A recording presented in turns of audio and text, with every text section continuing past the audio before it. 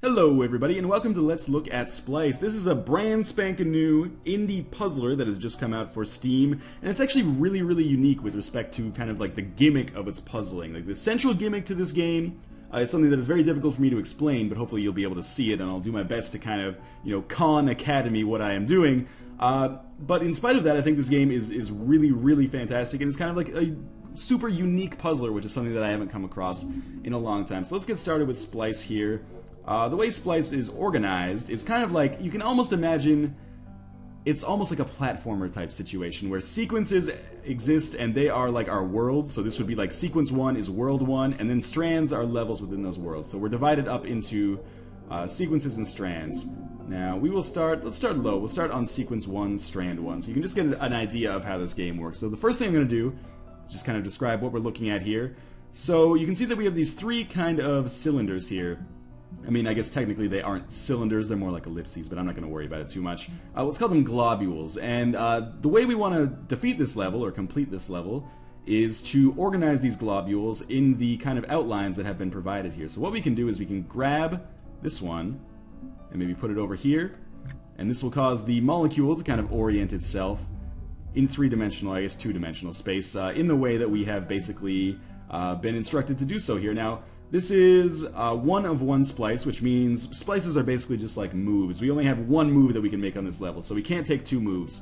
But I mean, this one is not a good example because there is only one possible move that we can make. We can either move it here, or we can move it here. But what I like about this game is that it does kind of have some like innate scientific principles, for lack of a better word. Like, we don't just like, it's not a grid or like a hexagonal board shape where we just like pick this one and plunk it down here, and then maybe pick up this one and then plunk it down here.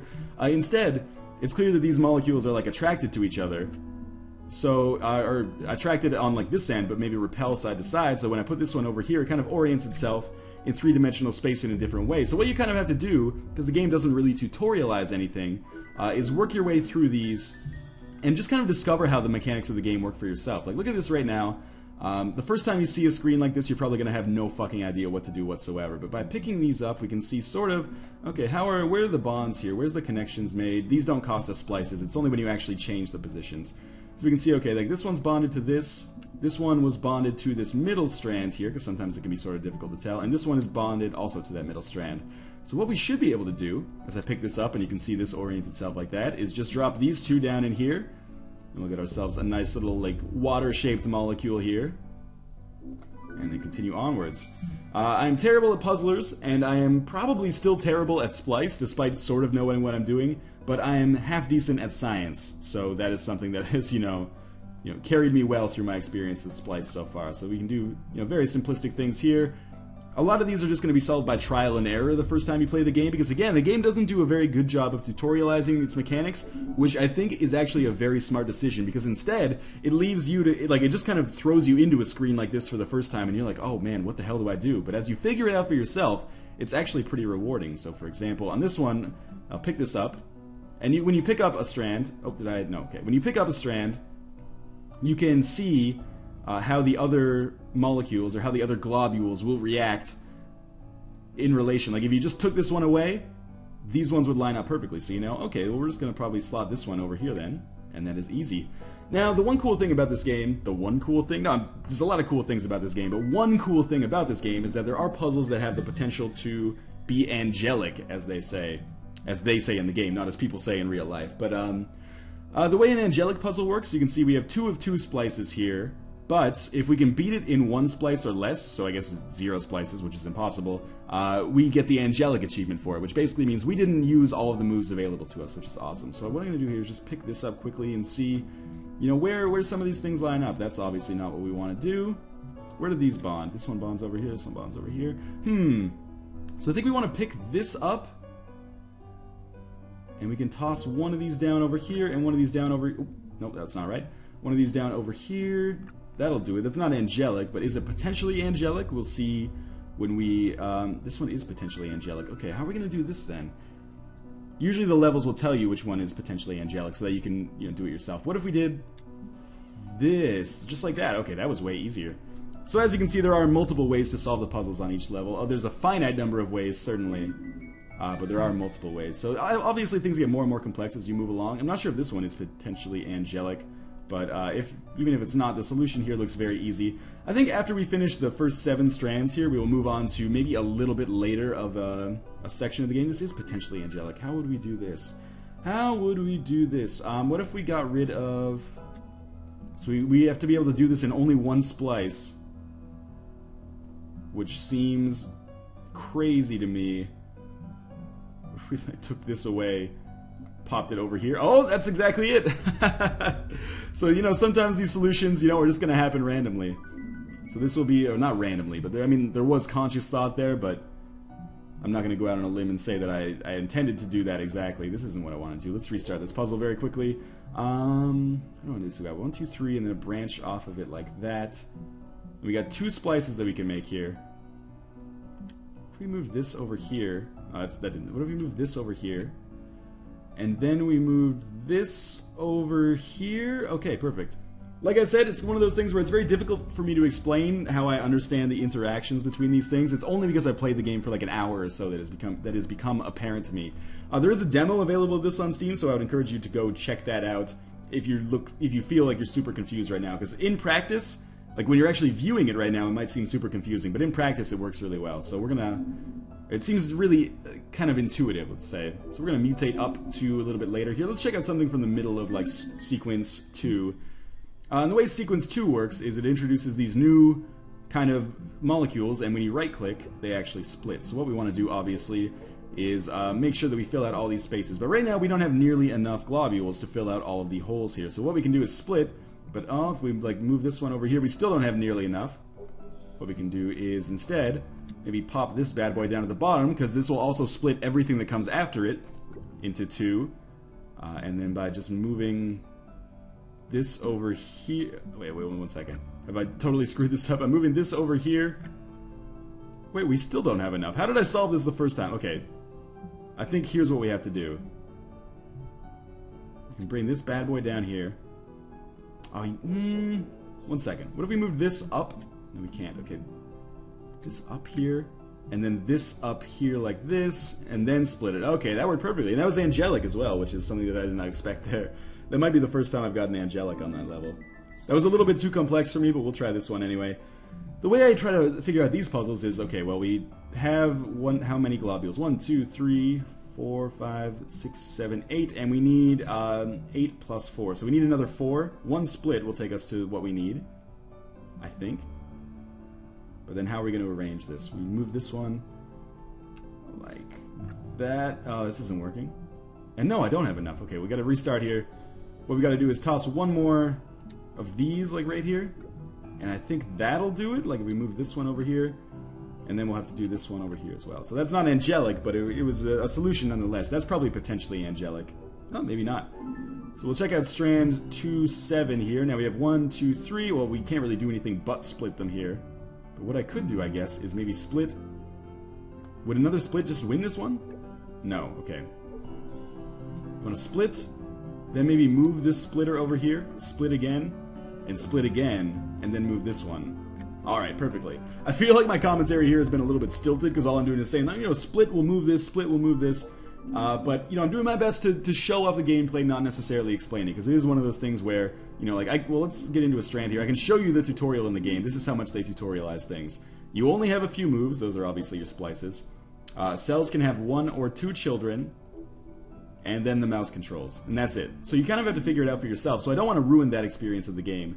Let's exit out of this puzzle. The thing is, I don't want to show off too many of the puzzles in this game, because one of the major detriment I think that this game suffers from right now, so we're just back at the title screen here, is, we'll see how high we can go. Sequence 1, I think we can only go as high as I've been so far. So we're at sequence 3, I think I'm on sequence 5 right now. Yes, I am on sequence 5, so I can't go any higher. But there are only 7 sequences in the game, and each sequence only has 7 strings. Hey Steam, I guess you finished downloading Crater. That's cool, because I wanted you to do that while I was recording. So there's 7 strings. in each sequence, and there's 7 sequences, so you can do the math for yourself there and realize that there are 217 level, no, 49, for lack of a better word, campaign or story puzzles in the game, which is a little bit short considering each one, is going to take you maybe on the first time a couple of minutes, but on the second try, as you can see, I've just been blasting through these because I understand what I'm doing. And the game is $10, which I think is probably a little bit cost prohibitive considering the length and maybe even the concept for a lot of people. I think it's good. And I feel like I've been saying this a lot lately, which makes me sound like I'm being a dick to indie developers, but I feel like this game would attract a lot more attention if it was $5. But like graphically and musically, the music's actually awesome in the game, even if it is a little bit repetitive because there's not a whole lot of tracks. This game looks and sounds like a $10 game in my opinion. Maybe just doesn't have enough content to warrant being a $10 game, although there is, there are challenge levels in the game after you complete the main sequences. At least that is what I've heard. But I've put maybe an hour into this game total, and I'm more than halfway through, and I am terrible at puzzlers, so a lot of people might find themselves getting a little bit basically just blasting through the game. Let's check out sequence 3 for a little bit, and I'll introduce you to another new mechanic, which is these, I don't even know what you would call these. Let's call these extending globules. So when you right-click on those, it causes them to extend another child out from the side. So now these are getting into some of the levels that I found a little bit trickier, so it might take me a second to figure out just what the hell I'm doing here. First thing I like to do, 1, 2, 3, 4, 5, 6, 7. So we have 7, and we need to fill 1, 2, 3, 4, 5, 6, 7, 8, 9, 10. We need to fill 10 spots. Can we just split these? Do we have 10 now? 1, 2, 3, 4, we have 10 now. Okay, so we should be able to make it happen. I think we want this. 1 second. Okay, you stayed. Okay, we got a lot of things connected to this one. I did not expect that. Let's move this. That's connected to that, huh? I kind of want to move this down. Oh no, you know what? We have too many globules here. I need to make 2 less. This is a common problem for me in these kind of levels. So we need to make 2 less globules. How are we going to make 2 less globules? Is that even possible? I mean, obviously I've done it before, so it's possible. Maybe if we put the extender on the end of one of these? No, we still have way too much here. I'll give this another 2 or 3 minutes of thought. Maybe we want to do it like this? That's going to give us the same number of things, though, isn't it? What about this kind of situation right here? And I'm all out of splices as well, which is not good. Yeah. Sadly, that was not what I wanted to do. There is a lot of trial and error involved, particularly when I play. So we've already tried that situation right there. It didn't work out so hot. What if we just did it like this instead? Split both of these. What do we have? 1, 2, 3, 4, 5, 6, 7, 8, 9, 10. 1, 2, 3, 4, 5, 6, 7, 8, 9, 10. I think we have perfect amounts here. But how are we going to arrange this? I think we want to put this one on the side of this one, don't we? So close, I can taste it. But we're going to run out of splices. Yeah, okay, but that is, very close to the solution, as you can see. It just took us twice as many moves as I would have liked. So we need to move something over here. Maybe like that. Does that give us enough? 1, 2, 3, 4, 5, 6, 7, 8, 9, 10. Yes, that is 10. And maybe this is good enough to set us up here? I don't think so. I think we're going to run out of moves. What if I move this one over here? No, that doesn't seem like it would do anything. What if I just moved this one over here, and then... I think I've made a huge mistake. Yeah, we exhausted our splices again. So close, though. This time still took us double the moves. Okay, let's try it one more time. Move this over. Basically split everything, and then try to figure out how this is going to work. So if I move this one, we can see that those ones work out nearly perfectly. Nearly perfectly being the key problem there. And what if I move this one over here? Nah, it's terrible. Yeah.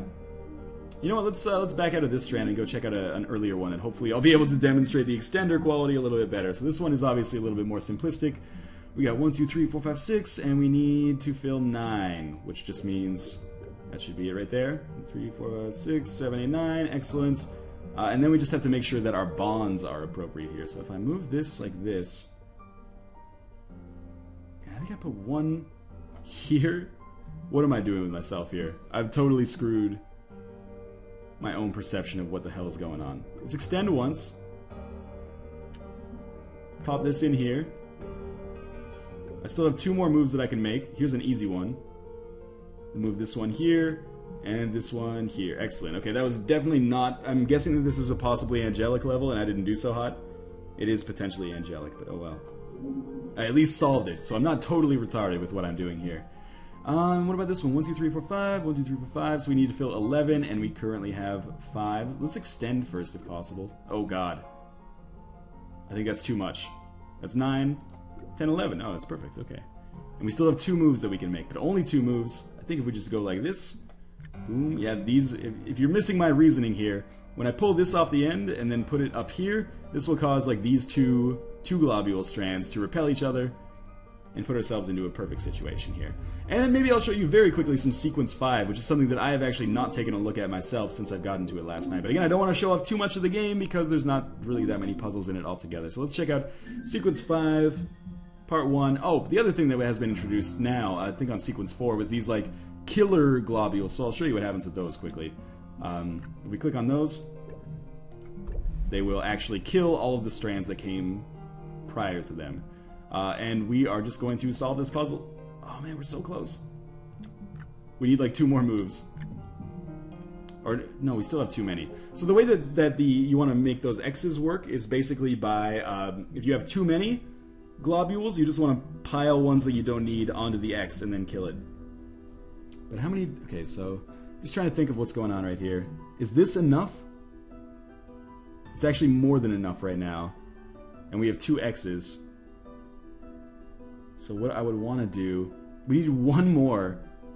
I would put this here, kill them, and then move these 2 over. Oh, now we have 1 too many. Okay. So we need to kill 1 more with our X. Is this going to be good? No, I think we need to kill 1 of these as well. So let's kill them with our X's. Oh, but now I only have 1 move. Classic mistake. I needed 2. Okay, we'll try 1 more time and then I'll probably end the video right there. So I think what we want to do... Let's split first. And now we need 1 more thing and 1 more thing only. So I feel like this should kill it. Then we'll get 1 more out of that. No, we'll have 2 more out of that. It's not a 2 more. What am I thinking here? Maybe we were right with this situation. Okay, like that. And then... Now we need 2 more. That'll give us 3 more. And this is our last move here. Damn it. Done it to myself again. Oh god, what have I done there? I don't know. Restart. Maybe 1 last try. This game actually is fairly addictive. I played it for a long time on the first day. Now we have way too many pieces. So anyway, let's exit out of this. Yeah, this is Splice, now available for $10 on Steam. Really cool puzzler, a little bit cost prohibitive and probably a little bit short for a lot of people, but it reminds me slightly, at least, you know, from its kind of like pseudoscience gimmick of like a space cam, and I'm totally into that, geeking out for it hard. Yeah, Splice is good. The only question is it good enough to warrant a $10 purchase? If you really love puzzlers and like the aesthetic and sound here, maybe. For more casual players, probably not, but definitely, you know, Splice is one of the most fun puzzlers that I've played so far this year, so if you get a chance, check it out. Might as well at least check out the demo on Steam if you got the time or the interest, but in any case, I will see you guys next time.